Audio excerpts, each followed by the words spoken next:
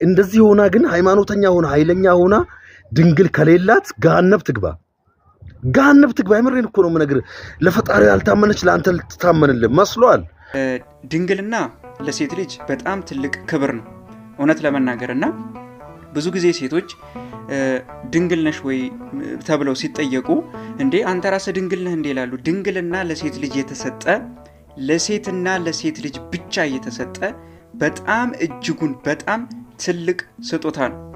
እናታችን ቅድስት ድንግል ማርያም በድንግልናዋ በንጽህናዋ ነው ድንግል ተብላ ንጽሕት ተብላ ኢየሱስ ክርስቶስ በህሊናም በልቦናም በስጋም ንጹህ ስለሆነች ጌታችን መድኃኒታችን ኢየሱስ ክርስቶስ ከስጋዋ ስጋና ከነፍሷ ነፍስ ነስቶ ያደረው ለዚህ ነው። ስለዚህ ድንግልና ለሴቶች የተሰጠ ጸጋ፣ ለሴቶች የተሰጠ በጣም ኃይለኛ የሆነ የእግዚአብሔር መለኮታዊ ስጦታ ነው እንጂ ድንግል አለሽ ወይ ስትባል አንተ ራስህ ድንግል አለህ እንዴ የምትል ሴት እውነቴን ነው የምልህ አትጠቅምም። እችን አውጥተህ ጣላት።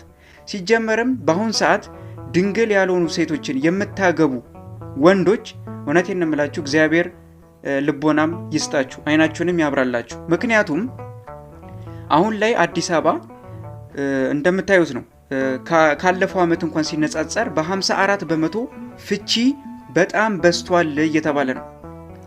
ወንዱን ምን እንዳፈዘዘው እኔ አልገባኝም አላቅም። ግን ድንግል ካልሆነች ለትዳር አትሆንም